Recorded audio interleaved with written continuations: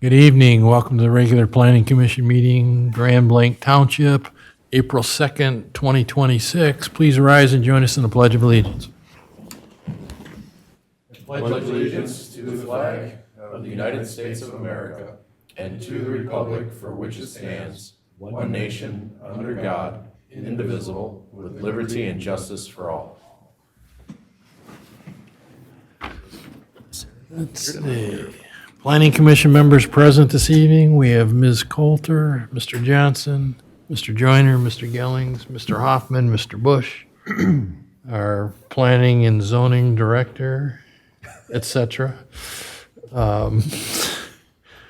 And our consultant, what the heck? Andy Amat. Yeah.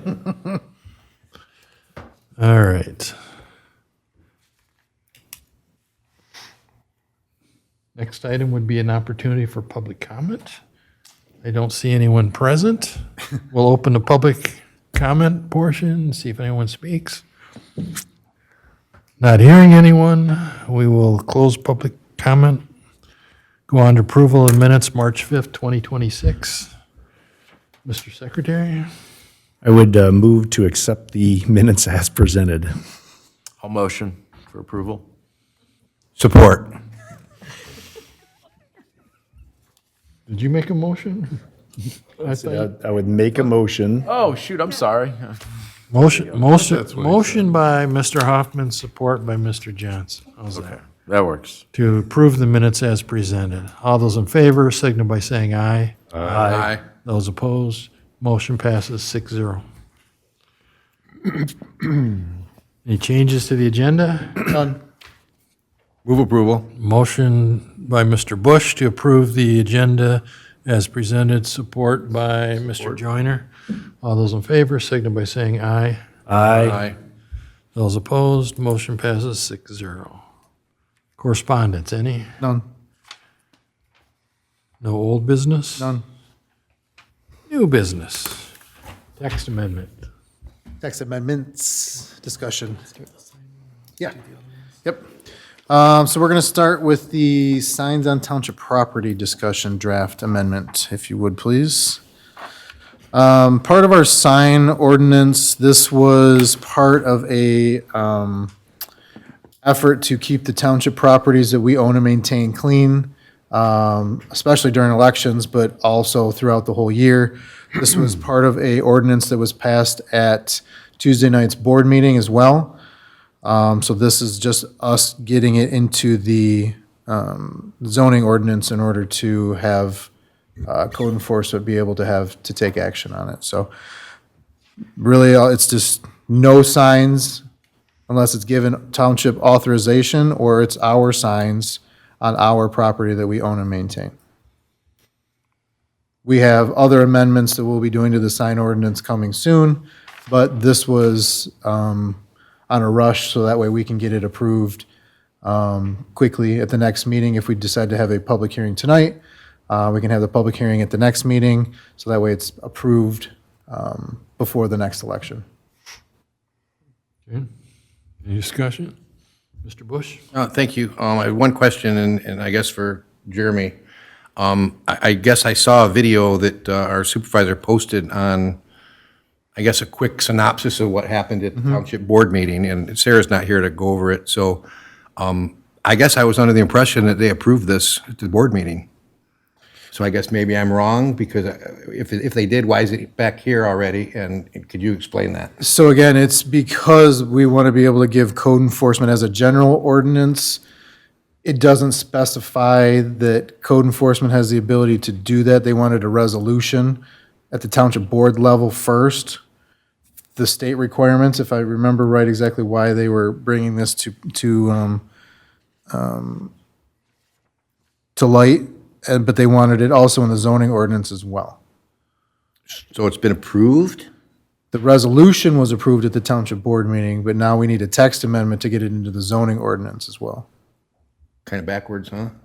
Not really, yes and no. There was from what was coming from the state, I wasn't at that meeting on Tuesday, so Right. I don't know. I assumed it was approved at that meeting. No, it was a resolution at the township board level, but they wanted it also in the zoning ordinance as well.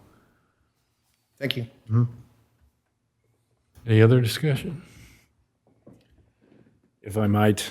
So typically, when it's at the polling place, candidates will rush to put that up there, like the night before and things of that nature. So this would void all that out unless they have permission to do that? Only on township-owned and maintained properties. So if the, Oh, no, that's what I meant. yeah, for here, so if it was at the school, if there's a polling location at a school or a church that's, next door, I believe is one of our polling locations. So there's gonna be clear definition of can't be on township property, but if you wanna put them on the church property, that's fine. That's always a mess Right. for folks, in my opinion. I mean, Can I elaborate? Yep. I guess, thank you. I never thought of that, but that brings up an interesting point. If we have an ordinance that says we don't have signs on township property, I think that's a great idea. However, it is a polling place. No, not anymore. This is not a polling place? No. Okay. Because I was going to say, because if it is a polling place, then it's kind of unfair that they can have them everywhere else but here No, on that day. Right, we're not a polling location anymore. Okay. They do the receiving board here, though. They do the absentee ballots here, is all they do. They don't actually do, this is not a polling location from my understanding. Then that kind of answers my question, makes it fair then. Okay. So you need a motion to set a public hearing for this text amendment to the ordinance. For the next month, yes. So moved. Support. Motion by Mr. Bush to put this on the next available meeting, support by Mr. Hoffman. All those in favor, signal by saying aye. Aye. Those opposed, motion passes 6-0. Can I ask a question? Yes. Along the same vein, the signs are not supposed to be in the right-of-ways down roads and things of this nature, which of course are not our property, it's their property, and rule of thumb is like the telephone poles. Correct. They've got to be behind that. Correct. And of course, So- hardly ever are. Right, so Genesee County Road Commission has given us and code enforcement the authority to remove those on their behalf, and we do. Okay, I just want to so as long as we're doing stuff, so I thought. Because there, it actually starts getting into be a traffic issue. Right, Trying to pull yep, traffic, out and- clear vision zone, yep, absolutely. Okay, which one's next? We do the landscape summary. Yeah, we'll do the landscape one next. I can start with that. So from last meeting, we talked about the landscape setback. We heard some good feedback from all of you. I think you were all somewhat concerned about vehicles being parked too close to openings and windows and balconies and living space. So we kind of revisited that as a whole, and so far what we are providing is more of a 20-foot setback from said window or opening rather than just any wall. So if you go to the third page, we have a little drawing there of how this could look. If you don't have an opening on that wall, you could park as close as 10 feet. But once you have an opening of any kind, the setback is measured 20 feet from the opening, the window, the door, I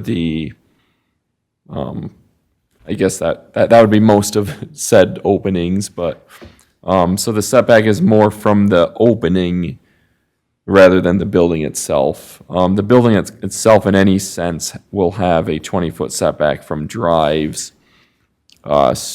street rights of way, things like that. Yep. I think I'm good for if you have any questions. Mr. Johnson? Jeremy, can you refresh my memory on why we're looking at this? We had an applicant come in and had an issue with parking, that was trying to get the parking lot closer, and they lost, it was almost, I think it was 10 or a dozen parking spaces that they could have, if they would have used today's standards, that was required. So they were gonna either have to adjust the building, or they were gonna have to ask for variances in order to get adequate parking for each building. And we talked about, Is there a reason we didn't just point them in the variance direction as opposed to changing the entire? They're not, this is a good a good amendment for future projects, in my opinion, because we're gonna probably see more townhouse, multifamily buildings coming soon. I just have a feeling. I don't have anything on my desk at the moment, but I just have that feeling that that's a lot's gonna be coming down the pipe, so this is just getting ahead of that. If they're already asking for this and they're already having issues, that's kind of the trend that we're seeing in housing, and it can be constructed fairly quickly. yeah, and I so think for some townhomes and multi-unit housing that have, you know, a wall that is less, you have all your windows and your balconies and stuff on your front per se, and you have the garage on the back, you might not need as many windows on that sidewall, so perhaps that's where they put a sidewall and they can perhaps park a little closer. Go ahead, Mr. Bush. Thank you. I think this is a quick fix, and I know we have our master plan coming up, and maybe we can look at it in a little more light then. But we have certain criteria in our ordinance for all residential, including multifamily. We get a variance that a builder wants to come in and change our standards. Well, he wouldn't have to do that if the building was a little smaller. So mind you, this is benefiting the builders, and they're trying to maximize what they can get on their lot, and to the detriment of our ordinance. So I think it might need a better look from our commission to say, what are we doing here in Grand Blanc? We're letting these developers come in and mandate our ordinance instead of us mandating our ordinances. And frankly, I don't think we should allow that. So I think it's worth a look. Okay, appreciate your comments. I was just going to ask, how often do you think this really is going to apply? Because in most cases, you're going to have some windows in the wall, even if it's on the upper story, right? potentially, I mean, it just, if they really want this less setback, they're gonna do whatever they can to not have windows on that side, or maybe we need to say Yeah, or they ground level and first level only, and then if it's on the second story, does it really matter per se? well, I think with emissions or exhaust rising, it might. That's, yeah.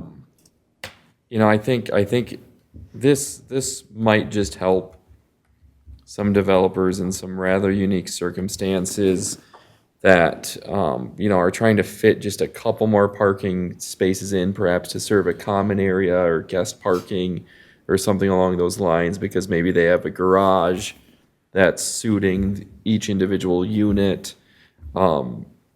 This also is a way for the developer to also shrink their developable footprint, where, you know, if they have some large, you know, natural areas and treed woodlands in the back or whatever, then they don't need to sprawl towards the back as much to just meet their 20 units. If they want to build 20 units, then they can build it a little tighter within perhaps more of the front of the site, because they're able to build parking a little bit closer and preserve some woodlands or some natural areas. Just an option. Anyone else want to comment? Mr. Hoffman? Thank you. So the one thing I'm hearing is that this is, in this particular case that's there, is the idea that our ordinance are forcing him or the builder to have more parking spots, and that this might be a fix to allowing them to do what we are forcing him to do. Kind of. I mean, I get, it is your ordinance that is kind of compelling the construction of parking, right? You said 5 to 10 more parking spots that is needed or required. Right, that he could have accomplished if this was less than what we require, because he would have to go for a variance to ask for a reduction in parking spaces, or he would have to move the parking elsewhere. To Andy's point, they can't construct their site as requested because of the limiting ordinance. Well, that's what I mean, and this is where Mr. Bush was talking about. So what I'm hearing is, as he's trying to develop this, he's saying, hey, you're telling me I have to have more parking spaces. The only way that I want to do that, to do more parking spaces, is to have less setback. Correct. And the other option is that he could have less building. Right. So my question there would be, are we asking for too much parking? No, because we've looked at residential, because residential doesn't have, because as we've discussed before, manufacturing, commercial sometimes gets out of hand because of the multiplier and the way it's applied. Residential, I think, is pretty good because usually when you have a garage, you only need so many spaces depending on how many bedrooms there are. I think that's pretty well dialed in. Okay. I don't think the residential is required parking spaces needs to be adjusted, in my opinion. I think that is okay. It's the commercial and the industrials where we've got. Just making sure that if there's two ways to fix this, the parking is set. There's nothing to help there. We have to have that many parking. Okay. Anyone else? Ms. Coulter, I heard you nodding your head. Yeah, I'm having difficulty trying to figure out why we want to not just have a single amount of setback around the entire building, and what's a good, why we would want to make an exception when there's, you can have a less landscaping up against, where there's no window. I mean, just, it doesn't, I'm having trouble figuring out why we want to not just have a single setback all around the building, other than, Has this come up before? Say that again? Has this come up before on other projects? Or- We haven't had many so far that have asked to reduce this, no. But they've had more land, and this is a odd piece of property, so maybe a variance is the better way to go on this, but I'm concerned that they won't have enough parking if we don't reduce this because, again, you either reduce the building or you reduce parking. So, I mean, if they have to drop a unit, I mean, that's, Seen a site plan for this at all? yes, I have. Yep, That's one of the reasons it's kind of paused, right? yes. Is they're trying to figure out what to do. Right. They wanted us to give clarification. If we don't want to touch it at this point, that's fine, but just know that that development probably won't go until we can get this. Either they go for a variance or they just reduce, probably, I would say probably they'd have to take one unit. Yeah, they'll probably need to take a building, a unit off each building and maybe shrink it from maybe 18 units total to, Go from 9 to 16. yeah, something like that. So they'll lose 2 units of building. Go ahead, Mr. Bush. Thank you. Just another comment. I mean, personally, I've been 5 years now here and then another 6 years ago. And I know Dan and Dolores, you guys have been here a long time. I take pride in these ordinances that we go through and our master plans, every 10 years. And it's concerning to me, we have a site plan in-house and we're changing our ordinances so that site plan can be approved. I don't remember ever doing that before in all the time I've been on this board. And that's what I struggle with. It seems like, again, I take pride in what we do to protect our citizens through this zoning ordinance. And here we are changing them for developers. I guess based on what I've heard tonight, I think that the variance process is the right way to go, in my opinion, so. And that's fine. We just brought it before you because we were asked to see if it was an option. It's 20 can be quite a bit if we're not comfortable with that, that's fine. We can discuss it at a later date when we do like Mr. Bush said, at a master plan. And we can- Exactly, where we have a little bit more time to Yeah. digest stuff. Yeah, or if this was a big development that they were trying to preserve space because of clustering or whatever, they could always go through the PUD or the ROS space. route where they ask for those little modifications with a public benefit that they're also providing walking trails and, Open space. Or the building's Playgrounds. 5 foot smaller and they build it tomorrow. well, yeah, that too. You know, I mean, they got an option. Yep, There's some other options. Thanks for bringing it to us. Yep. yep. Mr. Hoffman? I will say thanks.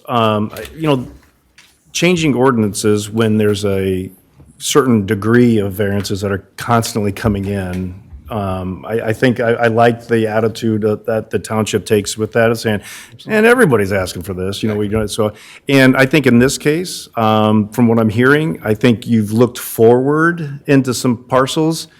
And I'm not going to be surprised if we see this back in some form like this because of what you're predicting, because you've seen the other parcel. So I think that's where, thanks for bringing it to us. Yeah, absolutely, yeah, it's, no, I mean, it's no harm, no foul, they asked, and I said, we'll take it, and we'll run and see where we go with it, and they're aware that the variance may be the only option for them at this point, or they have to wait, or they have to modify their site. It makes no difference to me, there's no, Right. there's no issue, there's no pressure, there's none of that, it's just, we were asked to, idea. it was an idea, we said, we'll present it and see where we go, and they said, that's all we can ask for, so, no, it's all good. We also don't want to make it seem too that we just take every idea. Right, in oh, front of you. absolutely. Jeremy talked to me and he said, do you see ordinances across your work that, shrink the landscaped area? And I said, yeah, I see those quite frequently, but it's ultimately up to you, Yeah, absolutely. the township's own commissions to make that choice. It doesn't matter what other communities are doing in total, but it just seemed like an idea to ask you.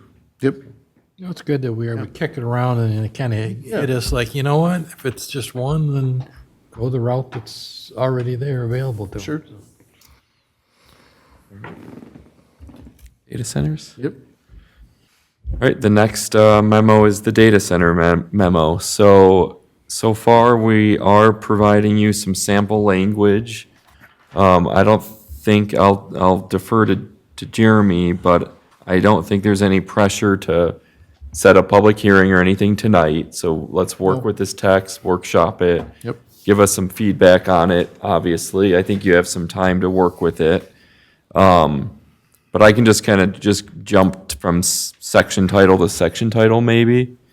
So in that memo, we have little section titles under the green draft text header.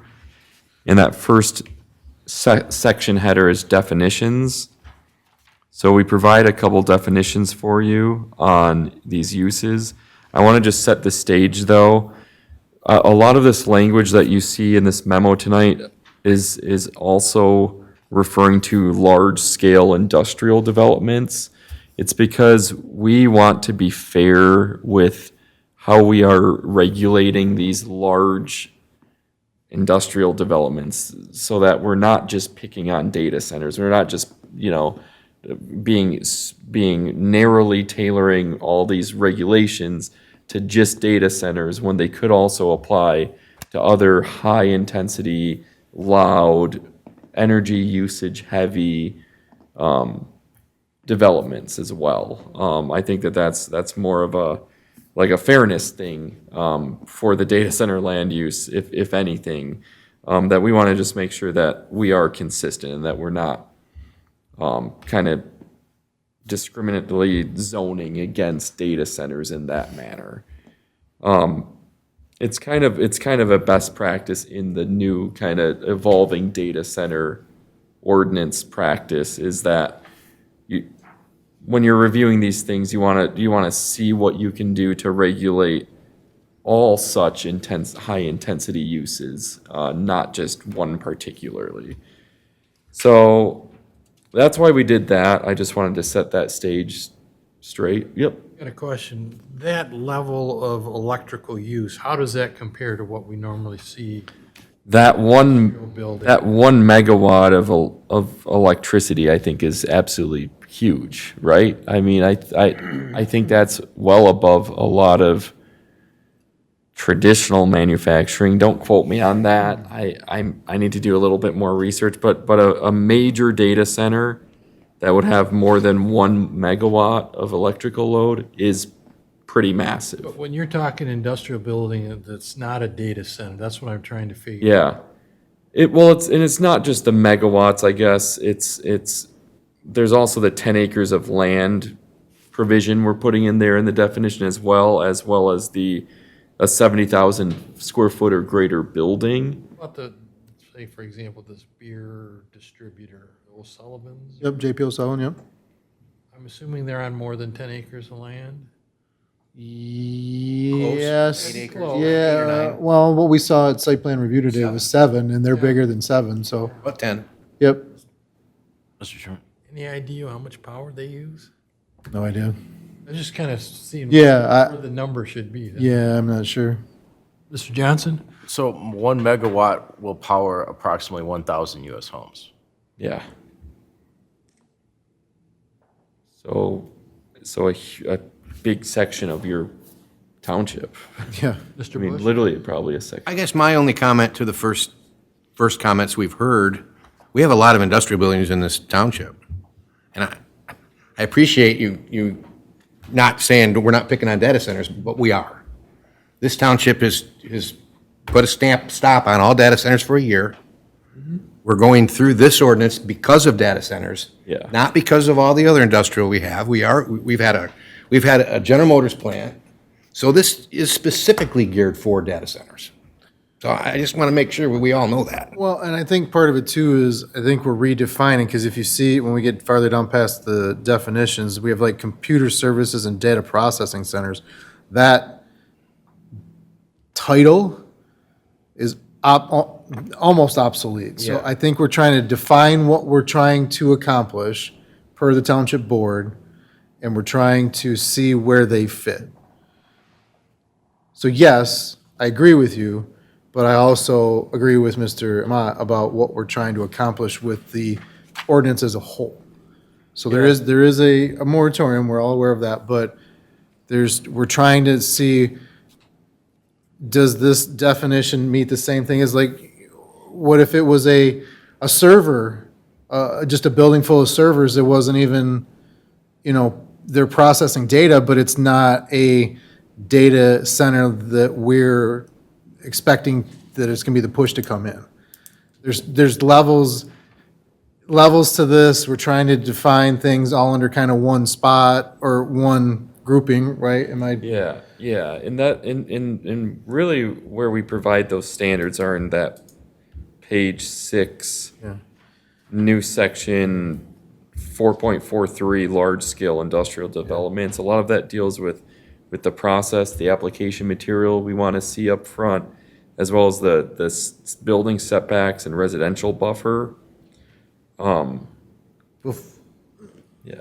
Can we do a little bit of research and find out how much our biggest industrial buildings in the township? What their electrical loads are? Yeah, just. We can try. try. I don't know You can if go it- see how big a transformer they got out there, or whatever. Do some research. Power's got the information. I think there's a resource somewhere that my colleague, I think, has cited before Just so that we know that that's compares the right level. compares should it be electrical lower, loads should it be or- more? And maybe it's Yeah. generic businesses, maybe it's Yeah. not what we have here, but at least we can get you somewhere in the ballpark I of think like. there's something that might know- say, 100,000 square foot warehousing building. Right, exactly. So Takes it in may this not be exactly, the JP O'Sullivan building, but at least we can no, find that's you fine. 100,000 square foot warehouse building, right? Elrose Steel. They do a lot of manufacturing there, a lot of welding. 100,000 square foot warehouse building, a site plan Yeah. review today. Right, right. And that one's mostly warehousing. They're Yeah. not doing any Right. manufacturing in It's that just one. an example. Yeah. Well, but I mean, that's what, I'm sure we can find that data, but to go to like Elro or JP O'Sullivan and go, hey, can we know what you have?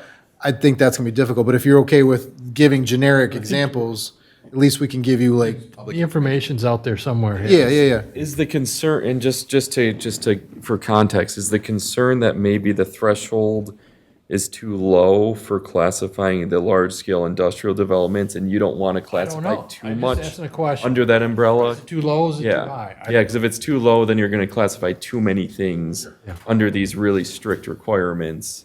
The other question yeah. I've got, something that we went by on page 2, is where it says districts where the data centers are permitted. We can strike some of those. I was just gonna, Like neighborhood commercial, like. that, well, that's And what, we provide that further down. is that further in there? On page 4 to 5. we provide that. Okay. Thank you. Can I go backwards for a second? Jack, you had a question before. Mr. Joyner. Yeah, if you want to take a look at like a megawatt, if you go on 475 northbound by Buick, where Buick City used to be, you see all those lines that are coming in. I mean, that's a huge, Big one. Big That's one. More than one, probably.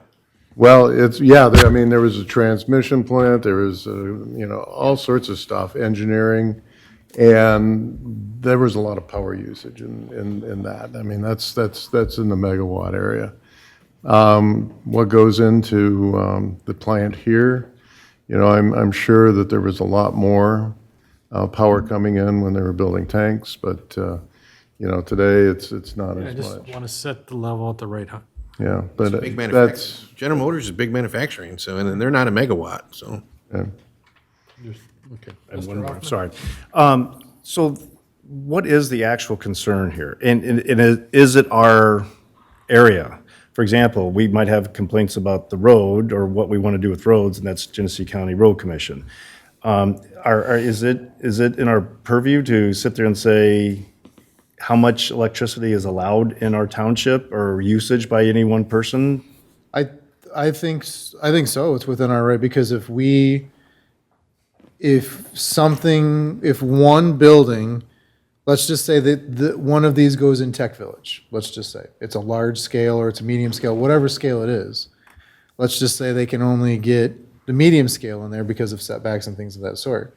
What happens when that one building takes up all of the water, all of the, maybe not sewer, but water and electrical for, if this is a 100,000 homes equivalent, that's going to take that whole Tech Village, maybe nothing else will be able to be built in there, where we have plans for that whole thing to be built out. It may suck all the resources out of the area for just that one building. So I appreciate that, because water and sewer we own that, right? Sewer, yes. Water's the city, or the county. Yep. Okay. So, but we only have so much, but if we need more, capacity, we add.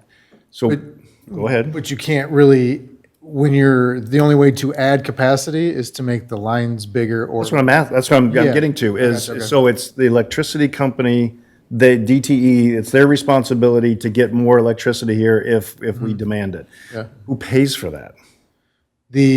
Well, I know when. Okay, so Why I'm asking these questions. just so the big parcel in Enterprise Park, there was gonna be this big manufacturing plant. They were gonna have to pay to bring in a transformer or substation or whatever they were gonna have to need to bring that in. Consumers was willing to bill it, but we said, we're not footing the bill, you're gonna have to foot that bill. So that was, just so you know, we aren't gonna foot that bill. We're gonna make them foot. If you wanna be here that bad, you're gonna pay to be here. So just so you're aware. Now, that may not be the norm, but for that instance, it was. I can't say, I would think that the township wouldn't, I mean, that's gonna be hundreds of thousands of dollars, if not millions of dollars in order to construct that. The township, I don't think has the capital to do that without maybe planning down the road with payment in lieu of tax. I mean, there's a lot of options. I can't say that I'm gonna pigeonhole us into one spot and say, we're never gonna do that. I'm just saying, at this time, I don't think that the township is interested in paying for any of those kind of services, no. Right. So, take the Tech Village area. We still call it the Tech Village area? It's Tech Village. Yeah. Okay. So we've basically outlined what we would like to see there. Correct. That's the kind of the key component, what we'd like to see there. And there's enough water, sewer, and electricity to do that right now. Correct. Okay. Thank you. But as you know, the first guy in sets the tone for the rest of the development, right? Just like parking sets the tone for a 6-unit commercial strip mall. First guy in gets to have the most or whatever they want, and then the end unit or the last unit that gets filled might be vacant for years because you've got 4 high-use tenants, and the 5th one, it can't be a high use because we're out of parking spaces. So you're right. Yes, it's a slippery slope, and it's a very dangerous slope that we have to play this balancing act with to make sure that we can get the vision of what Tech Village was supposed to be. Now, even if we get outside of Tech Village, we still have to look at the township as a whole, the area, things of that sort, to make sure that resources are available and things of that sort too. So it's going to be interesting for a while because I don't think anybody really truly has a handle on this, and that's why the moratorium is in place, because we want to make sure that once we roll something like this out, that we don't have to come back to you folks in 6 months and go, oh, we are sadly mistaken in what happened, so. With the idea of when they need to do upgrades to their systems, we all pay for it with higher cost that we, at our homes or our communities and things. The one issue that I'm going to try to keep in mind, though, is that's going to go on whether that data center is sitting here or in Davison or in Mundy Township. Because DTE doesn't just raise the rates because they have to put new lines in for this one area. Sure. It's across the board. Sure. 3.8% coming up here shortly Yeah. in the next couple of months. Yep.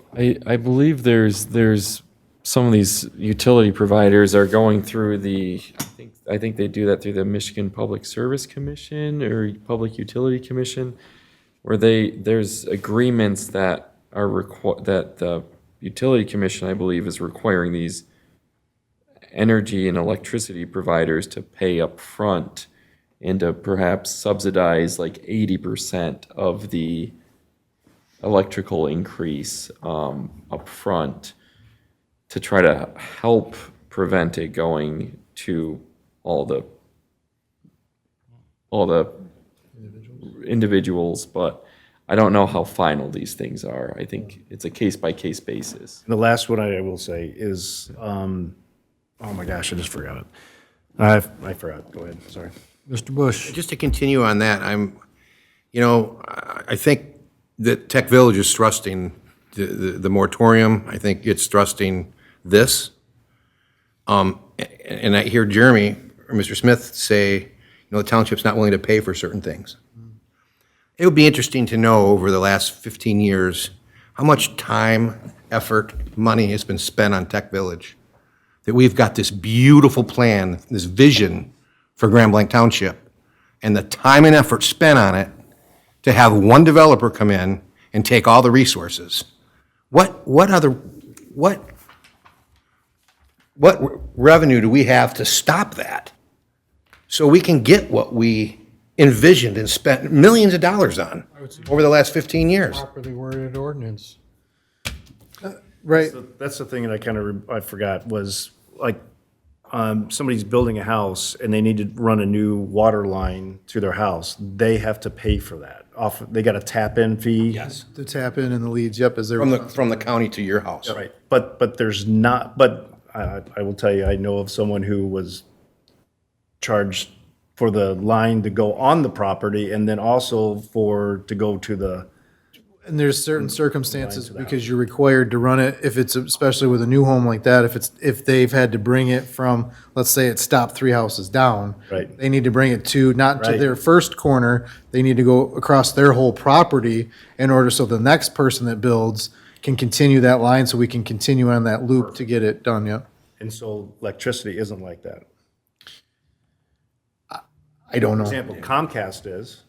Comcast, if you don't have a line in front of your house, you gotta get it from wherever it ended. Yep. To the person who does it has to pay for it. Yeah. Yep, make that tracks, yep. I'm just wondering why electricity wouldn't be the same. It may not be. I don't have enough information and I'm not I don't have that kind of information. Sorry, Yeah. little tangent there. I think the state regulators are currently working on how, case by case, what the, what kind of utility tariff or whatever it's called is required out of the data center so that the ratepayers are less on the hook. But I just don't know how, again, I don't know how much it's gonna work, and I don't think the state's seen one of these play out yet until one of these is up and running and has a case study, I guess. Well, but they have other data centers in Michigan, Yeah, but but not long enough to do a case study. not to quite know. a hyperscale Oh, the large one scale, yet. yeah, okay. Yeah. Mr. Joyner? Last month, I gave everybody a copy of a Wall Street Journal article where it was in Chicago, where they bought up a developer putting in a data center, bought up 55 homes, about $1 million each. There's no stopping anybody. There's a lot of money behind these data centers, billions of dollars. So $1 million here and $1 million there, maybe you buy up 50 homes, that's $55 million. That's just a line item for them. That could happen here too. Somebody could come in and, you've got a developer who wants to develop that area that we've got here. But, if they give him or her, X millions of dollars more than what they could accomplish by developing it, boom, it's gone. True. I mean, we can slow them down, though. I mean, if we don't, Well, you do that you with can water rest- and sewer. you restrict That's what I'm it. saying Yeah, with yeah, the yeah. electricity. We could do the same thing with electricity. Yeah. We don't have the resources. We don't have the infrastructure to house that on that property. you can't exclude, but you can restrict, yes. Right. Or we can exclude them in certain areas. Yeah. Yeah, you mean like neighborhood commercial? Right, we don't want it in until you get into general commercial or, light industrial, and maybe not any, even, maybe that's the end of it. I mean, Yeah. So Maybe they offer to pay for that, pay for, all that infrastructure. but if we don't allow it in that certain zoning district, it doesn't matter what kind of money you have. In the ones that we do allow. Oh, I see. I mean, I'm talking about, the property on Baldwin Road there, right? Is that what we're talking about? Tech Village, yeah. Tech Village? Yeah. Yeah, I mean, if they said, hey, we'll, screw that, we'll go ahead and pay it. Another line item on a multi-billion-dollar project. You gotta look at the enormity of what's behind all of this. And it's huge. Right, and I think with this ordinance, my thought is I don't think Tech Village is where we want it anyways, and I don't think the board wants it in Tech Village anyways. We have a vision, to Paul Bush's, Mr. Bush's comments. We spent countless hours and money on that area. We don't probably want a data center there because again, if it's one of these higher scale things, there's nothing else to be able to build there. They might as well just buy the you whole want thing and be done residential with it. as part of But maybe that's what they center. do. Yeah. And then where are we? But if we don't It's allow nice it that in we that have this zoning, plan. but that's my point, is you can restrict, you can't exclude. So we have to be able to put them somewhere. You just can't exclude them from the township, period. So you can say, hey, that we're only gonna let you be in an industrial, the 2 industrial districts, period, the end. If there's open land and you fit the other requirements, great, then there's nothing we can do to stop you. But nowhere else, I don't care if you've got a $10 billion, we're not gonna let that happen. Mr. Johnson? Is the township mean, been approached? 10 billion is 10 billion, so let me retract that statement a little bit, but, yeah, So, sure. has the township been approached at all about anybody wanting to build data centers? in the I've had area? inquiries, yes. Yeah? Inquiry, I've had one. There's a moratorium. Gotcha. I'm going to go back to bring us, I'm sorry, Mr. Bush. Oh, no, that's okay. Last month when we discussed this, and I don't know who brought it up, but these large-scale mega centers, Hyperscale. Yep. okay, hyper centers, we don't have the electricity capacity right now in Grand Blanc Township to house them. Probably not. Okay. So, not allowed in Grand Blanc Township, period. We don't have the infrastructure They can't, But if it's it's not coming to Grand Blanc Township. We don't have high transmission lines, so therefore, they don't work in Grand Blanc Township, so we ban them, period.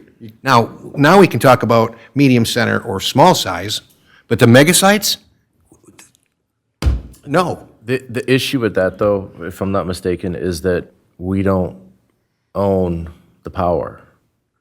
We don't have the power either. Well, right, but if consumers decides the investment in their easements is worth bringing it in, then they can do that build-out. Whether they want to pay for it or the applicant wants to. Exactly. Consumers ain't gonna pay for it. No, but if, to Mr. Joyner's point is, if this is $100 billion endeavor, they give consumers 10 billion and go, build it. And they go, okay. I still don't think you can zone it out per state law. I mean, I look at electric vehicles are dying because we don't have a power grid to plug them in right now. And we're talking about mega centers that have even more power.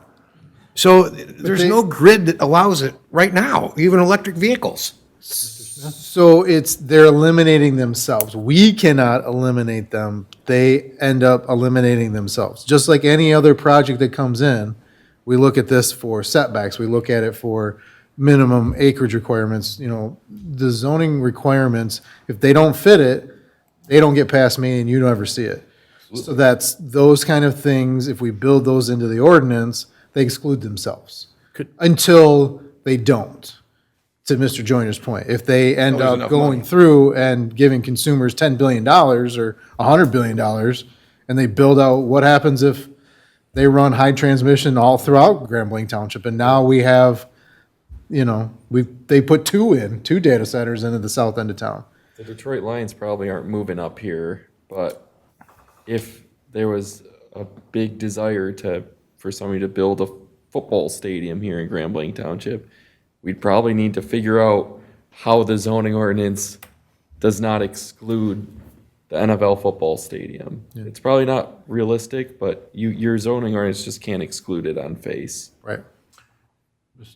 Is there a way that we could try to zone out the expansion of the power company or the water company?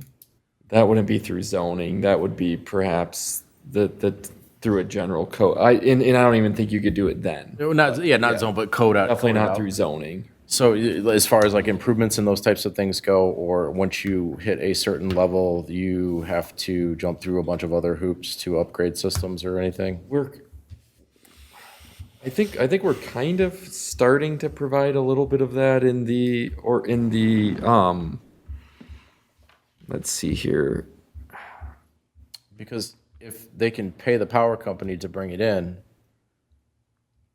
the power company will bring it in unless we can figure out a way to We're trying create a to document that keeps the power company from being able, or makes it extremely difficult for them to be able to do that. Yeah, we're trying to make sure we're paying attention to these, you know, the water, the energy, but Sound like a bureaucrat, right? I really think it's hard to kind of raise the threshold so high that you're effectively zoning these places out because of power, because I'd like of to get back to, utility. let's get through the rest of this. Yeah. We had a use years ago. We ended up going through and restricting the zoning so much, there was one spot in the township they could build. And I'm okay with that, I guess, if that's, you know. That's kind of to the same point of, Exactly. kind of what we're alluding to is, if you can fit in that one or two spots, great. But if you can't, sorry, Yeah, you're fine, you gotta go to another municipality, sorry. excluding yourself. Okay. Yep. You want to continue to take us through this? Yeah, so the next key section is phasing.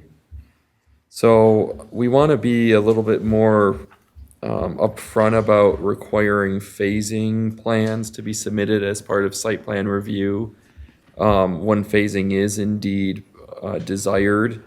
What page are you on? That's page 3 and into 4. Because the hyperscale centers and even some of the smaller medium scale centers design their data centers in a really campus and phasing like a phased campus per se. We want to make sure that we are seeing this clearly when a case goes before site plan review, that we're seeing what these phases are looking like, what the, not just the first building's going to look like, but what's their planned expansion? Is it expanding to 7 different buildings in these general areas? Or are they just trying to build one and one and done? You know, I think that the intent is just to have phasing regulations in place, and that's what that last subsection C, as provided on that 4th page, says, is that when there is phasing, the next phase shall pick up within 1 year of the previous phase's completion. So that you're also not just approving phasing that is kind of a 10-year phase, but more so a subsequent, efficient phase. I guess any question on phasing? There's a lot more in here. I don't know if phasing's your biggest concern. No. Okay. So the next subsection is parking. We provide a sample parking requirement for data center minor, but in that first part, we actually refer large-scale industrial developments to have their own parking and their use standards, and I'm going to get to that eventually. So any question on parking real quick? These are places that don't require a lot of parking. That's kind of a unique aspect of them, is that they don't, really during construction is when they have the most parking. And then once they're up and running, you don't have really workers there working. You might have a couple maintenance people and a couple janitor or custodians and maybe a security guard or 2. But other than that, you're not, these aren't places where people work on a day-to-day basis, like on a white-collar basis, I suppose. You may have a total staff of maybe 10. Of 10, yeah, exactly.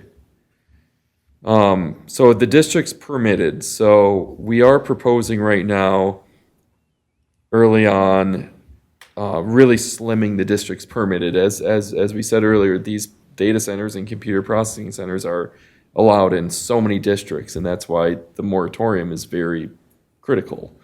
To figure out how to zone for these places with the developing industry.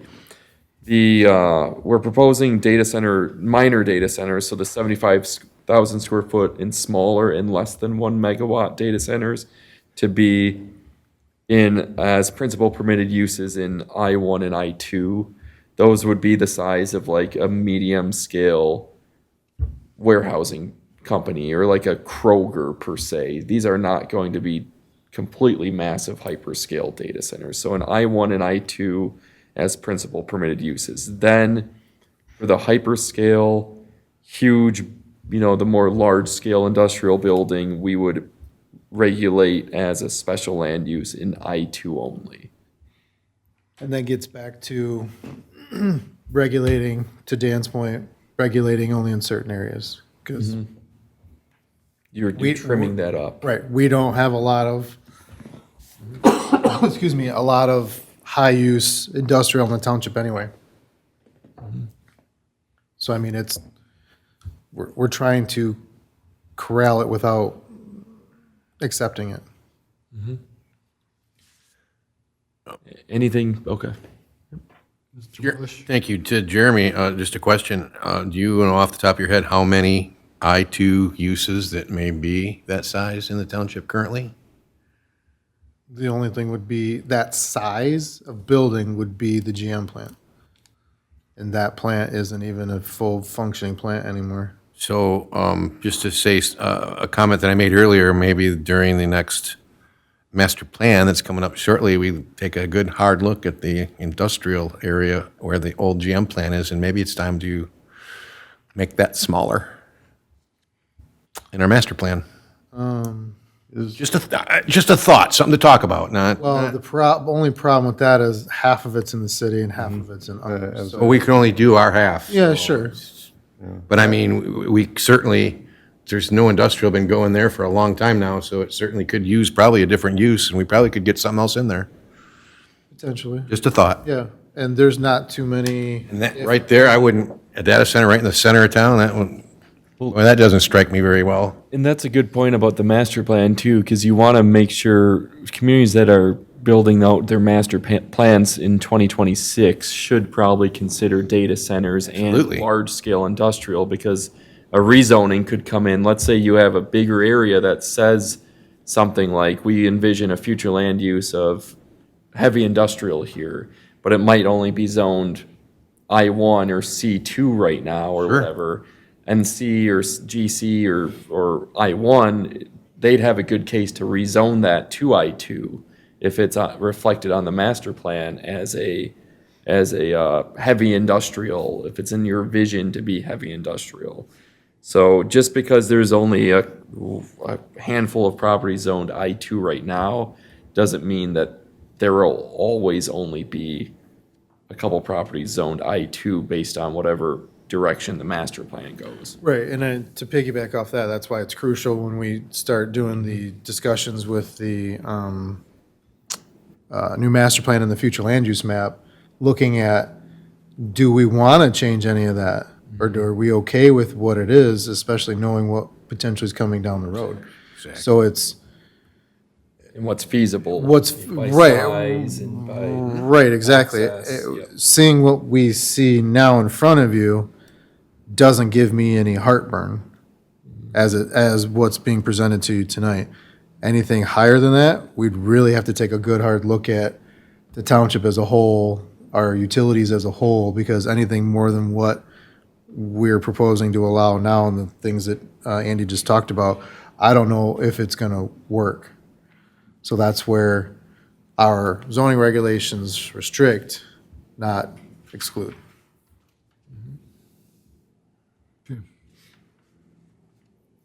All right, anything on, so yeah, moving on to use standards. So this is where a lot of the meat of the regulation is. In terms of both major and minor, we have a little bit of a check by the building official, actually, all these utilities and all these generators and all the ventilation equipment, all the HVAC needs to be indoor, except for there is the exception that the building official can allow these outdoor if they're not mechanically feasible to be indoor based on manufacturer specs. $1 billion. So that's one thing that we are proposing to regulate. And then the water-based cooling systems, when these are utilized, that these need to be closed loop. So when these are utilized, they're closed loop only. And then alternative cooling systems may be approved by the Planning Commission upon a demonstration that the proposed system will result in equal or lower net water consumption. That's, obviously, we will want to do some trainings and give you some materials on what these things mean if you ever had a data center case come before you. Mr. Bush? Thank you, Mr. Chairman. I love that item 2 there. I'd like to see that changed. Okay. I look at, you look at California, you look at, there's no water, you look at Arizona, you look out west, there's no water. That seems to be a prevalent problem in the United States as we move forward. I would like to see where water-based cooling systems are utilized, change to water-based cooling systems must be utilized. And then you can say, and if the open loop system, pros system is a result equal or lower, you can still keep that in there. But I don't like where water-based cooling systems are utilized. I think Grand Blanc Township should demand water-based loop systems because of water conservation, period. And I think that's a big deal. And I think we can do that. I can look into that. Yep. Well, the one thing you got to keep in mind is the technology is going to change over time. It's, Moore's law is like, 18 months, 2 years, where the technology changes. So the requirements change, over the lifetime of the facility. And if you have a facility, but you don't allow it to upgrade to new technology, new methodologies, because you got this, water-based cooling, that kind of becomes a problem. Then we all of a sudden, maybe they just decide, well, we're going to pull out, and now we've got this facility. You got to be careful about that. I mean, we're dealing with technology that changes very rapidly. Or something, you could say water-based or something similar, proving that it's can be or can't be, done. You know what I mean? Just requiring just. Just require whatever the closed loop system. I know this isn't a commercial use, but down in M59 area, there was a Myers there, and they closed down, and guess what? Myers is gone. So why can't we add to this ordinance, when you close down your system, you remove your building? Well, I think there's a discussion of that a little bit later. Right, I'm just saying, there's ways, like Mr. Smith said earlier, that they follow our ordinance. If they can't make it, they can't come here. So by saying closed loop system, it costs more money, but according to what you said, they got deep pockets, so maybe it doesn't bother them. Just another line item. So then we say, remove your building when you leave. Just another line item. I think this does provide for alternative, because it's saying where water-based cooling systems are there, you have to use closed loop. But you can use other systems, something that's going to come up 2 years from now, you can use something other than water-based. So because you do have to have them to be able to adapt if they can find cheaper ways. And your second sentence does do that. I mean, they could get into a cryogenic type of technology. So, yeah, good. Supercomputers are in a cryogenic environment to keep them cool. We did have, I think it's, You're suggesting we stay with the same wording that's here?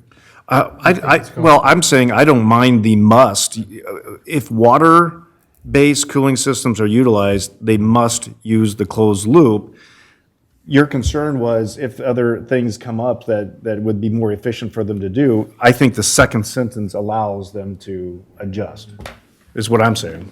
Yeah. Either change or they don't.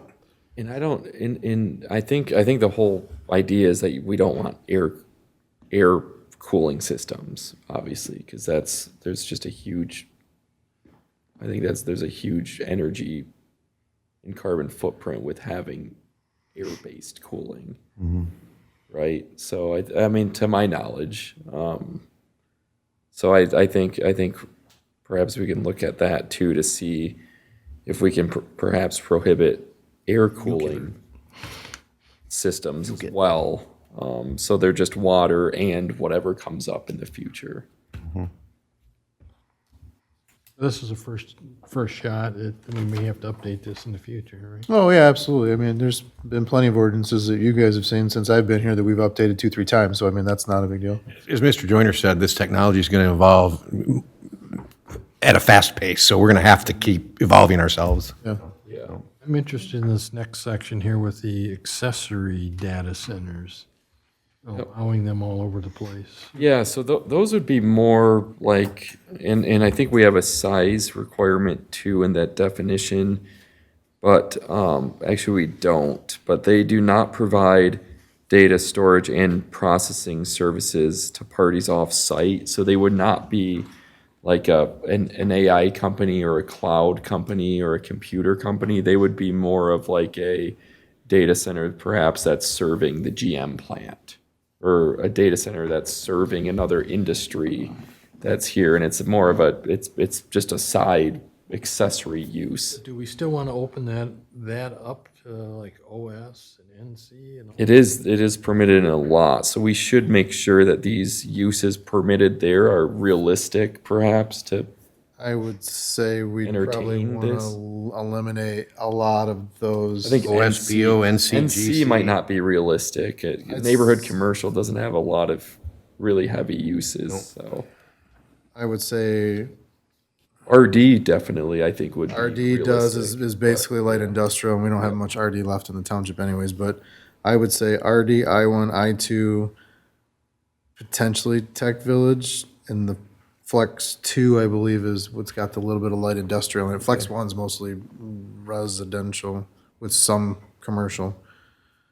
You get rid of OSPO, NC, and GC right off the top. Yep. Yep, get rid of those And- first and four. Flex 1.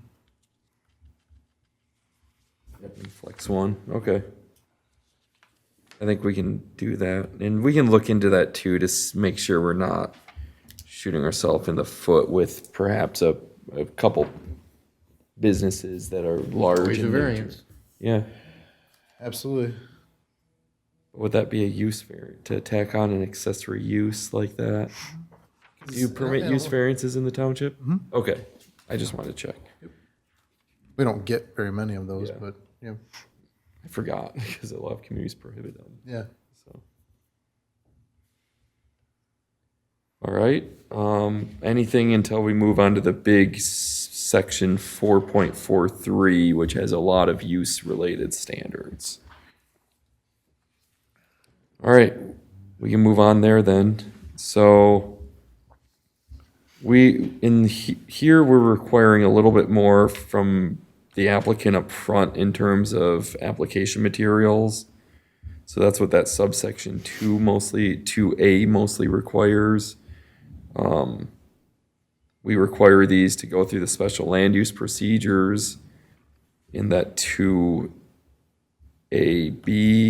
or that 2B. 2C is setbacks, so we require pretty large setbacks for these when they are, especially when they adjoin residential, which actually is that D, that's the residential buffer. But just generally, the setbacks are raised up a bit for these establishments for non-adjoining residential. We have building separation, we have parking. So parking, this is what's more unique, is because of that, as Mr. Joyner's confirmed, you might only have 10 employees here on any given There's a time. parking, I see where you got a parking study required. It's more a discretionary decision by the planning commission to approve what the applicant is laying out as their parking need. If we already know that there's only gonna be 10, 15 spots at a large-scale facility, can we just strike item 2? Parking's not gonna be a problem. Right, but what about the person that buys the building after the data center's in? Well, that's, I mean, that's a good point Yeah. for redevelopment. It's probably not a bad idea to have some parking. So you're suggesting that the data center have room on site for 200 parking spaces in case it gets sold at a later date? Probably not that. I mean, that's kind of tough. I mean, Put it in when they, at the Well, same, the use changes, that would be totally different, Mr. Smith. I kind of like what we do now, land bank parking, show what could be required, but we only require them for peak shift. However many employees are going to have on peak shift, we only need that many. But then you put the land banking in there that says you need to leave a spot open somewhere to expand the parking, like Mr. Johnson said, if need in the future. Another way to regulate the size of these things. Like a feasible Perfect. area of lawn that could serve as a Perfect. as a Absolutely. parking. Right, Okay. so they We could can look into that. expand parking wherever it is that, say they only need like 15 or 20 parking spaces up front, right up against the entrance of the building. Yep. But to the left or to the right of that, they need to leave space where they could put in another 50 to 100. Depending, because we know wherever these go could be, depending on, if it's gonna be light industrial, we know roughly what these are gonna need with other businesses that we have in the area. Yeah. Like just simply leaving a 20 by 1,000, not simply, but a 20 by 1,000 foot strip could get you, Parking could get you calculations 50 based parking off what spaces. we know today, what we Right, have in the take it at the township. highest use, that, like, warehousing is gonna be our highest use as we have Excellent. today. And say, that's gonna be what we need you to have, you need to show that as land bank parking. You may never execute it, never had the need for it, but the next person might. So we're gonna make you show where this is gonna go. Yep, Perfect. I'm good with that.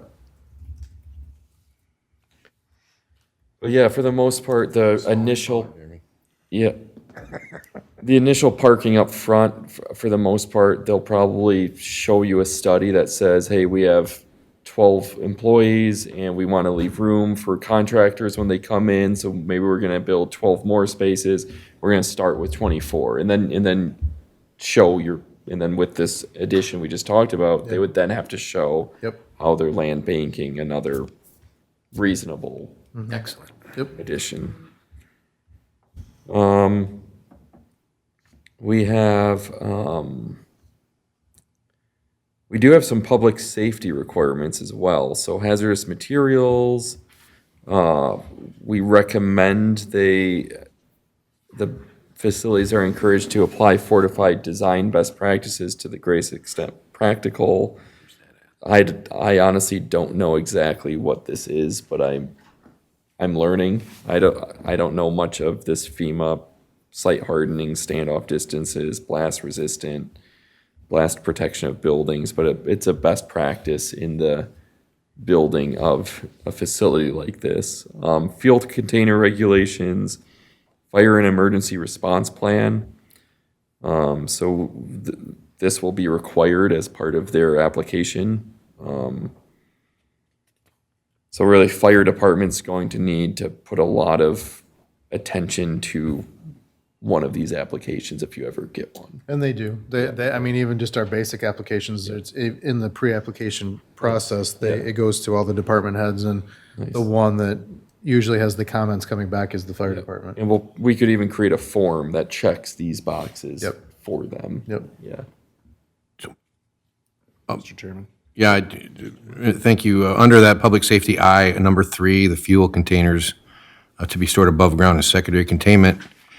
And then it says a waiver from this may be, from the standard may be provided by the building official upon finding the physical constraints on the property such as topography or utility constraints to prevent above ground storage. I've been in architecture a long time, and I don't think there's any topography that you couldn't put an above ground storage. So I would say that all fuel containers will be stored above ground with a secondary containment, and I would strike that second Okay. sentence. There's no need to strike Yeah. that. Make them do it. Yeah. If they can't, they need a variance, but they need to, They can do a variance, but make them do it. okay. Smaller again. Could be. Mr. Hoffman. Are some of these restrictions or safety regulations going to be taken care of in limiting the number of zonings that we're allowing these things? Like, for example, industrial 1 or 2, don't they have some of this stuff already in it? I mean, It's per use, it's not per the zoning district. That's a So, shame. but there's, I mean, Yeah. and these standards would pertain to all large-scale industrial. Is that kind of your question? Yeah, that's what that's yeah. exactly what I'm saying. There's- I could see there's why other we're land uses, specifically saying it for them if you're allowed in neighborhood commercial. Because neighborhood commercial doesn't have any protections or those rules and regulations. But we're not going to allow them in neighborhood commercial anyway. right, and that's why No. we want it in the use and not in the zoning district, because then a different business may not need all of that, if that makes sense? Yeah, Fair enough. The large-scale industrial is a 75,000+ square foot with an electrical load greater than one megawatt, and they comprise more than 10 acres of land. And we're actually exempting warehousing from these, or no, never mind. Areas used for warehousing, we're exempting from the floor area, just because sometimes that can be accessory. And a large area can be accessory. So it's mostly the 75,000 square foot, the electrical load greater than 1 megawatt, and the more than 10 acres of land is what kind of facilities would have to provide all of these and adhere to. And none of those are in the zoning that's allowed it already. Perfect. I don't know. That's a Not, good not in question. the. I mean, there's just no reason to tell them, hey, you can't do this and this and this and over here at the same time. I mean, there's things built into each use in different sections of the ordinance that say, okay, setbacks because of health and safety, you've got to have so much setback from residential, but not in the general ordinance for the zoning district. It drills deeper in for when you do the special land use or the permitted uses. If you look in your book, there's numbers after each use. So that's when I go and do my reviews, you go into those uses to look and see what specifically is required for each use. So the way we have it set here, particularly for this use, is standard with what we already do in the zoning ordinance, yes. Right, not to repeat it too many times. I was just saying that I get it that a specific use has to have certain rules because it's allowed in so many zones. And so, but if the zone also has the same rules and regulations of the use, then why double up on it, is what I was saying. I see, yeah, I see. Yeah, yeah, I mean, we're just, this is extra protection. Okay. The I-2 doesn't have a lot of this in itself. Perfect. This would be added on, yep. Outside agency approvals, decommissioning. This is something that we're looking at just because, these structures, these buildings are so huge and they have sometimes a short lifespan that, we are providing language on decommissioning. Mr. Chairman. Mr. Bush. Can we backtrack a minute to 4D? Yep. It says a commitment to review and update a plan for the fire department at least once every 5 years. Again, I'm going to resort back to Mr. Joyner, who said these things were evolving so fast. I think maybe 5 years is a little too long, and maybe go 2 years. Okay.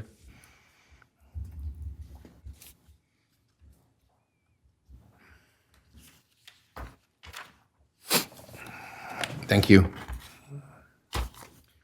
Is there a way that we can require, so, Mr. Bush, the fire department stuff and the reviews that are gonna have to, and all the other administrative, is there any way that we can associate, cost incurred in this too? I mean, I'm sure we could probably charge just to do the reviews or cost incurred to go, Cost incurred for the review? For yeah, for the review, I'm sure we can look at our fee schedule. We don't do reviews without fees. Yeah, Making sure it's in here or not, so. yeah, no, that's, Sure, I mean, yeah, that's. we can look at the fee schedule. Yeah, I mean, yeah, we don't, nobody around here does reviews without fees. Yes, thank you. So decommissioning is something that's newer just because, again, these are so large scale and sometimes it's difficult that these are reasonably reused and redeveloped.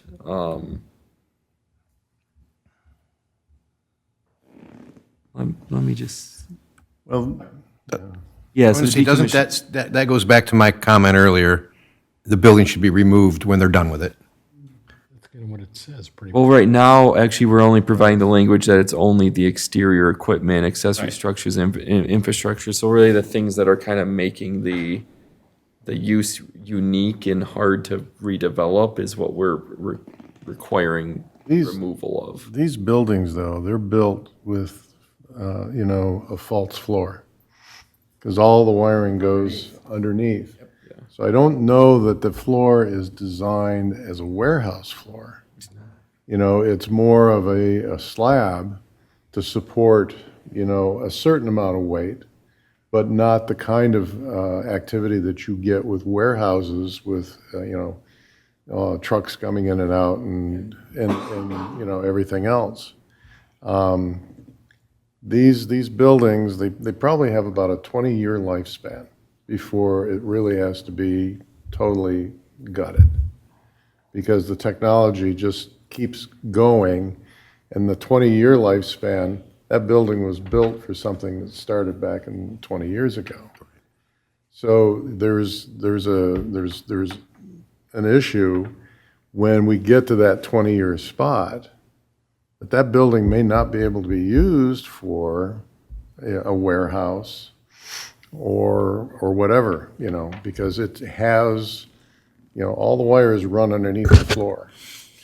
And that's how the wiring, and so they've got, concrete, support, for walls and things like this, but they got holes cut through those. It's a unique facility. I mean, you have structure that's steel, probably, steel roof, that type of thing, but, the floor is a little different. Mr. Chairman? Mr. Smith. I would like to add some sort of provision under number K5 4.6, the very last there before you get to landscape screening. Applicant shall furnish a performance guarantee to cover the estimated cost of decommissioning. I want a cash deposit. Oh, that's a good idea. Perfect. Because I have run into experience in the past, a performance bond or a performance guarantee is only worth the paper it's printed on.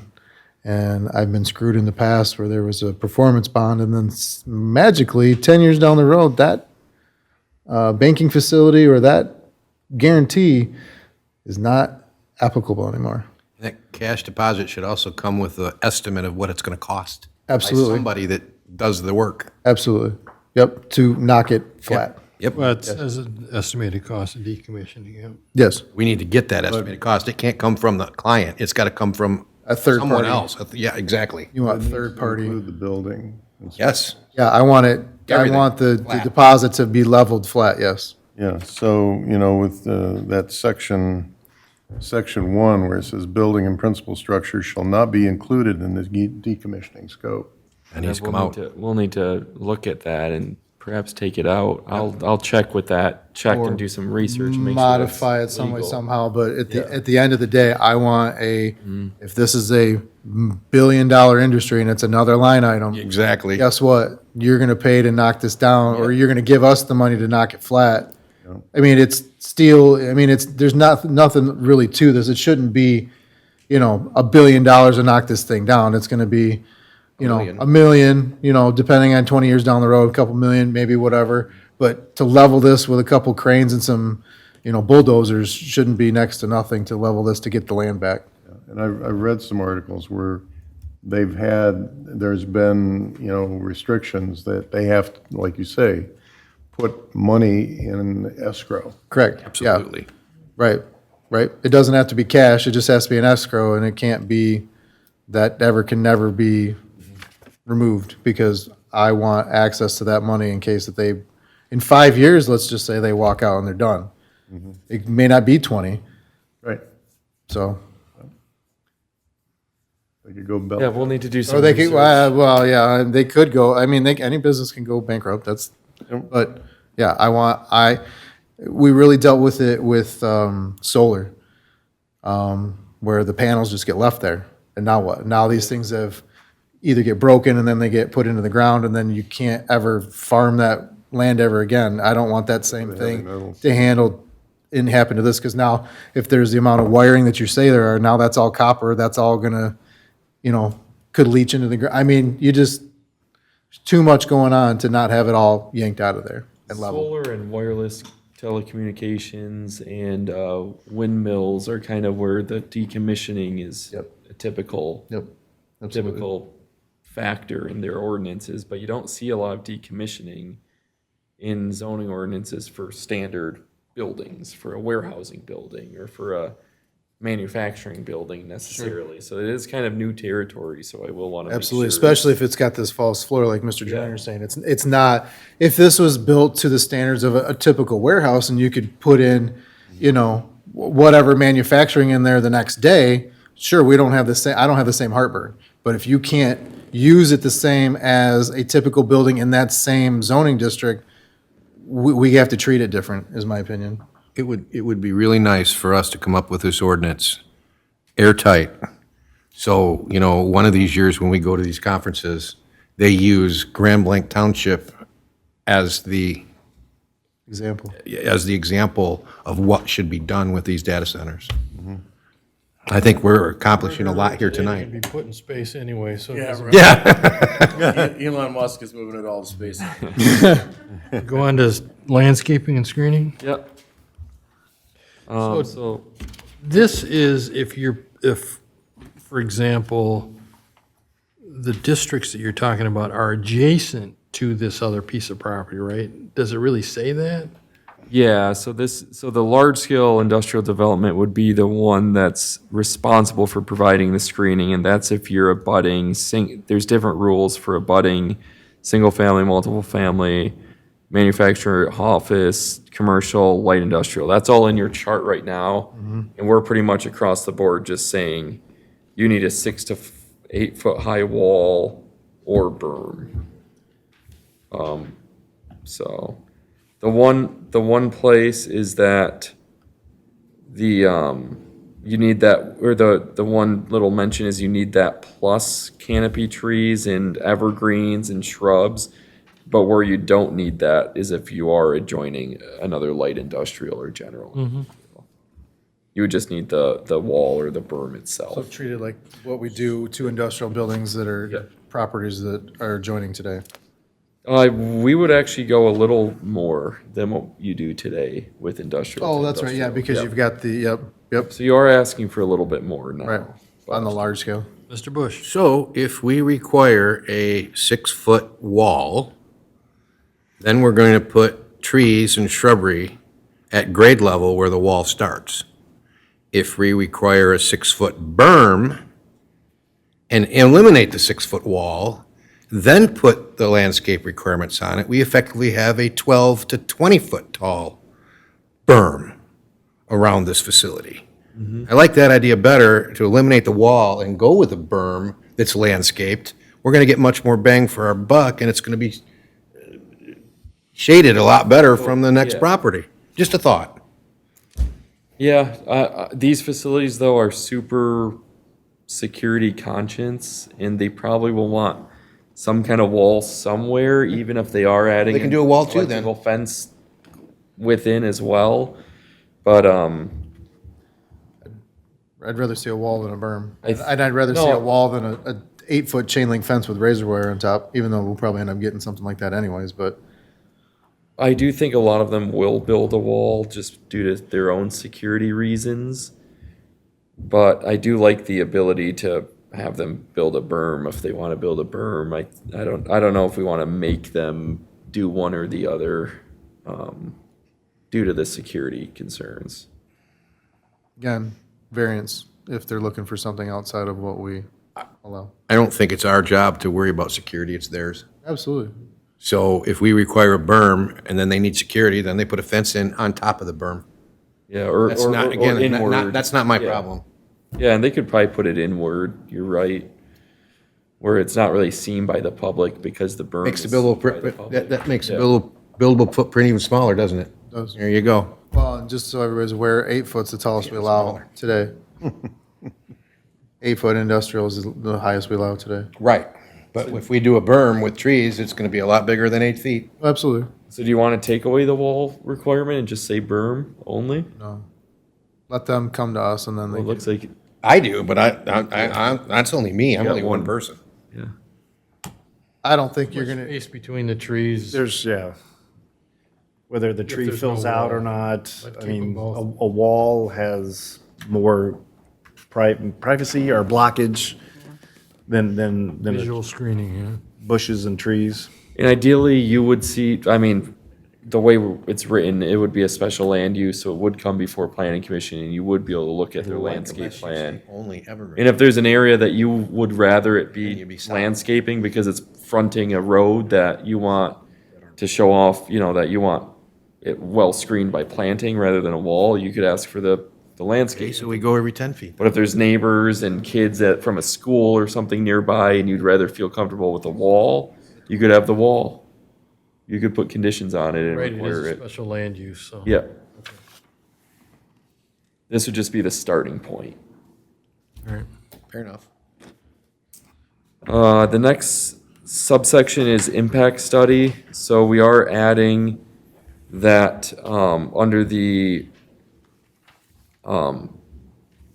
in the environmental impacts part of the site plan or of Article 6. Instead of just saying expected noise levels and methods of noise abatement shall be evaluated, we actually provide a little bit more detail here. We say expected noise levels and methods of noise shall be provided. The applicant submit a noise study to the planning commission demonstrating that all operations on the property will comply with the township's noise abatement ordinance. So there is a way that noise is studied. Noise is obviously a big impact of these and that's why we're recommending, we regulate these in perhaps the industrial district where there's already maybe some ambient noise or they're less, proximal to residential to begin with. But that's also why we're asking for larger setbacks as well because of the noise. And then this is just kind of a triple check of noise, and just make sure the noise levels are appropriate. Wasn't it a couple of years ago, the board passed a noise ordinance, 95, I think it was 95 decibels or something like that? So just, that's part of, Yep, so they would need to provide that study that measured at the property line, you'd probably need to ensure that they are within that township decibel levels for daytime and nighttime. Don't these things hum? Yeah, they do. Seems like I saw a TV show on these data centers, and they were interviewing residents that live around them. And a lot of these residents now want to sell their homes because they have a constant hum. These berms, these fences, these studies are not going to stop that hum. They're not. And so I'm concerned, again, you said special land use depending on where it is, next to a residential neighborhood. I almost want to say, these are not even welcome next to a residential neighborhood because of that reason. We already know it's a problem. They can't stop the hum. Well, just like the windmills, same thing. Same principle. yeah, high-tension lines. Yeah. Yep. I think these are worse, but Yeah. I mean, we didn't go as far, we have a residential buffer, so we do have the fact that they shall be at least 200 feet from the property line of a residential district. not near enough. Do we want something a little bit more, Yeah, quarter mile. quarter mile? That, Or I think there should be a study done. yeah. We would want to make sure that combined with the I-2 does not effectively zone them out altogether. So let's make sure that for the I-2 properties, that if we want to raise something to a quarter mile or 1,000 feet maybe, that doesn't effectively zone those properties. Makes sense. Yeah, but we could see about 1,000 feet maybe. Out here. It's what you guys want, right? That's not what you're trying to do. You're trying to, Should be bigger than 200 feet. you're trying to show where they are allowed. We are. That's what we're doing today. No, I'm just rewording you because it's going to be nowhere. Well, that's fine. So you've got quite a bit here added about construction. Yep, and then, so the last part is it's a suggestion that we want, it's our suggestion, Giffords-Webster, that we work with the township, or the township works on creating a construction ordinance, a construction requirement general code ordinance that actually isn't your purview. It would be general code because it's not necessarily zoning. It regulates things a little bit outside of zoning's normal purview in terms of streets and access and airborne materials and deliveries and job sites.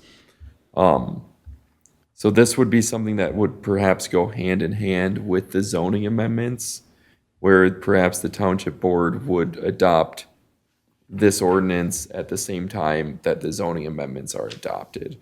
The reason for this is that when you, especially when the phasing is a part of these large-scale industrial facilities, the sentiment from residents and the community is that these places are under construction all the time. Construction never ends. When you build one building, they're already building the next, they're already building the third, then they're going back to refurbish the first, and there's just always construction. So the reason we are providing for this is there's a way for the township general code to regulate construction that is seemingly ongoing all the time. So we have some Residential areas where we have the issues, make sure you make that buffer. The buffer would definitely help, but even just the trucks accessing the site, I mean, they're gonna be going down a road all day, during daylight hours, bringing in materials, bringing in gravel, bringing in, whatever, is needed. And also, there's going to be a lot of workers coming in as well. A lot of workers work on these facilities at one given time and they move on to the next. So you might have 500 workers there working on the facility and, coming in platoons pretty much. So. I think, yeah, Jeremy and I can work with the township's leadership on that and perhaps the township attorney. I'm sure they will want to take a look at this ordinance and give it some good thought. But it is, we're more getting your thumbs up or down on the general code ordinance than anything formal. You don't formally give a recommendation on general code ordinances. That's more of a thumbs up or down from you. The whole rest of this, you will eventually give a formal recommendation on. And public hearing, obviously. General construction ordinance seems like a good idea, I guess. Yep, and that is in the memo we did put too, that is where you would put geothermal regulations as well, if that's something you are interested in. We need to do a little bit more research, but perhaps there's regulations that the geothermal, water circulation method is properly installed, it's properly barriered, and it prohibits certain toxins. Just an idea, something we can look into a little bit more. But I was a little bit less prepared. We were a little bit less prepared, me and my colleague, on actually formulating language on geothermal right now. But it's just something we can help with if you suggest. Because it is a little bit outside of our scope. I'll definitely want to get Jeremy's thumbs up on it too, because I don't want the township paying for some Gibbons Webster to work on something that's a little bit outside of our normal zoning scope. Yeah. But with the like geothermal and the use of maybe some of the, instead of just water, there might be some ethylene glycol or something like that. That gets more into, what would I call it, is environmental impact issues and that sort of stuff, which I think that's what, at the state level, or? It might be. I don't know if Eagle might be the authority to permit, wells and pumps and these systems. I would think they would probably be the approval authority for these systems. I don't think that's done typically at the local level, other than maybe building permits and HVAC permits associated with equipment, but Residential wells are done by the county health department. yeah, or county, That's residential though. yeah. Typically, you don't see commercial or industrial on a well. They make them bring in water and sewer. Okay, did you get from us what you wanted today? Yeah, I think we got your thumbs up that you are interested in the construction ordinance. It's just not that won't be part of your official documentation eventually when we go through the public hearings. We'll spruce up the language. Obviously, I don't think we're ready for a public hearing yet. Let's take some time with it. We'll give you updated language for next meeting. Sounds good. Yep, and then after next month's meeting, I'll turn it over to the township board and I'll make a presentation on the planning commission's behalf to say this is what we've been working on. If they've got any input on changes or anything like that, then we can get their thumbs up and then we can bring it back to you folks to potentially give a public hearing in the next month or two. Couple months, actually. Yep. Can you delegate that responsibility to Ms. Hugo, since she is our board representative? I think she would be the one to present to us and to the board what we're doing. That's her job. In this instance, as a text amendment, that would be something that I work with Andy on a day-to-day basis that I would do if she wanted to give the presentation back to you after the board meeting as part of her findings of what the board happened, I would be okay with that. But as far as the day-to-day stuff, in the beginning, I would prefer that was handled Fair enough. with me. Fair enough. Yep. Yeah. Move on our agenda. Yeah. Committee reports. We had a site plan review committee meeting earlier today at 6 o'clock. It was for structural plastics. They are looking at a 7-acre parcel. They were preliminary approved for, at a 7-acre parcel in the Enterprise Park. They're already they're off Holly Road right now. They've looking to expand into a bigger facility. What they do is they manufacture, not on this site or on the new site, they assemble here and warehouse here, but they do the plastic floral arrangements that you see at your big floral places, the plastic, big, long plastic storage for all the flower Boardines. pots and boardines and then things of, Big- things of that sort. Racks you see in front of gas stations with all the stuff sitting on it, all the racks that are. They're plastic racks, plastic composite racks, yep. So they were preliminary approved with a few minor conditions today. Anything, Township Board, Zoning Board of Appeals? Zoning Board of Appeals had a meeting earlier this month, late in March, for Chuck Secrenis owned a piece of property in Deer Run Farms of 74 acres. You've seen it before. He's had a couple different iterations in the last few years. Lastly was 50-plus units that he was going to develop through there. After dealing with the HOA and dealing with a couple different builders, he's decided that he doesn't want to do that anymore, and the Zoning Board of Appeals allowed him to reduce his required front foot from 100 feet to 66 feet. He has 3 deadheads into that property. He's going to split that into 3 large parcels, and then the new owners are going to put 1 house on each parcel. Win-win. Yep, everybody's happy. There was a few people in attendance. Most of it was positive. We got 12 letters of dissent from residents that they didn't want it. And all the letters, and I even said it, to the public when I made my comment, that I don't think anybody that wrote these letters knew exactly what they were writing, because they all thought we were going to get 60 homes back there. We were getting 3. Right, and that's partially my fault. We should have put a little more detail in the public notice, but typically we don't put a lot of detail in the public notice. So, and everybody that had sent in a letter for requesting denial, I forwarded Mr. Secrenis's survey to show the 3 parcels. And there was one woman that actually blasted him on social media and actually made a public apology to him as well. So it was fairly, It was a great it meeting. was a great meeting, and there was a lot of good discussion. And I think the HOA and the rest of the community there is happy with what's going to happen. Very good. You think? You're welcome. Any other business? Nope.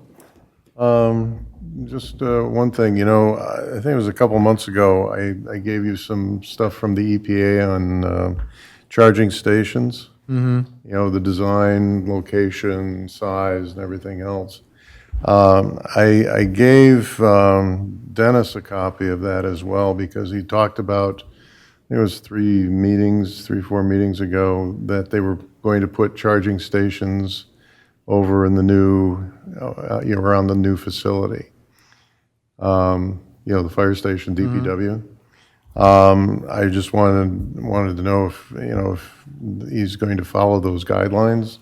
It'd be kind of important if we're going to be doing this, and then, we get into the, kind of laying out how those EV charging stations should be put in the commercial properties, that we start out right.